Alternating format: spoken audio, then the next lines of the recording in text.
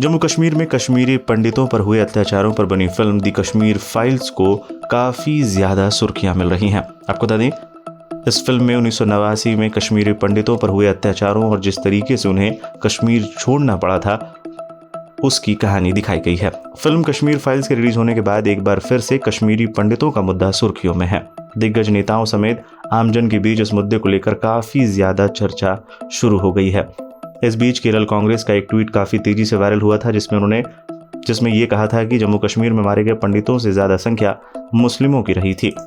अब इस मामले पर बीजेपी से केंद्रीय मंत्री डॉक्टर जितेंद्र सिंह का भी बयान सामने आया है। संसद में बजट सत्र के दूसरे चरण के दौरान केंद्रीय मंत्री जितेंद्र सिंह ने मीडिया से बात करते हुए एक सवाल के जवाब में इस पर अपनी प्रतिक्रिया दी। उन्होंने कश्मीरी पंडितों के साथ हुए अत्याचार के लिए कांग्रेस को जिम्मेदार ठहराया। डॉक्टर जितेंद्र ने कहा, कश्मीरी पंडितों को बहुत ही दर्दनाक हालातों के बीच अपना घर छोड़ना पड़ा। इतिहास इस बात का गवाह है कि ये सब कांग्रेस की गलतियों का नतीजा है। पहली बात तो ये कि ये सारा जो घटनाक्रम हुआ, दुखदाई घटनाक्रम, इसकी नींव कांग्रेस पार्टी ने रखी और उस जमाने से रखी जब सर्वप्रथम प्रधानमंत्री पंडित जवाहरलाल नेहरू और शेख अब्दुल्ला के बीच की आपस की दोस्ती एक आधार बन गई कि कश्मीर के प्रति, जम्मू कश्मीर को लेकर के भारतवर्ष की क्या है, भारत सरकार की क्या नीति रही होगी। जैसे इतिहासकार कहते हैं कि it was a cumulative outcome of the series of Congress blunders beginning from Nehruvian blunders. एक माहौल पैदा कर दिया गया। और जहां तक जगमोहन का संबंध है, केंद्र में सरकार तो भारतीय जनता पार्टी की थी नहीं, तो नियुक्ति कहां से हुई उनकी। और दूसरी बात यह है कि इतिहासकार जानते हैं, हम सब चश्मदीद गवाह रहे, कोई इतनी पुरानी बात नहीं है, 30-32 वर्ष पूर्व रातों रात अपना चूल्हा रसोई छोड़ करके कश्मीरी पंडितों को भागना पड़ा। श्रृंखलाबद्ध तरीके के साथ हत्याएं की गई प्रमुख कश्मीरी पंडित नागरिकों की, चाहे टीकालाल टपलू थे, चाहे आपके दूरदर्शन के डायरेक्टर थे, ताकि एक खौफ का माहौल पैदा कर दिया जाए। एक हत्या और 1000 लोग भागे, इश्तहार लगा दिए गए।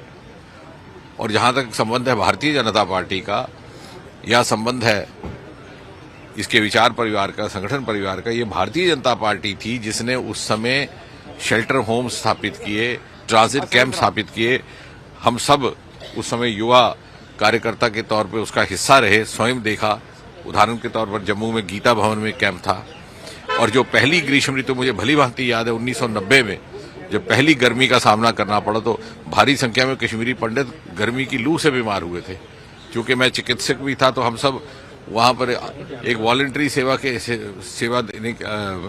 अर्पण करने के लिए सारे उपस्थित थे। और उसके विपरीत कांग्रेस की सरकार थी केंद्र में, फारूक अब्दुल्ला की सरकार थी जगमोहन जी के आने से पहले, दोनों की आपस में गठबंधन था।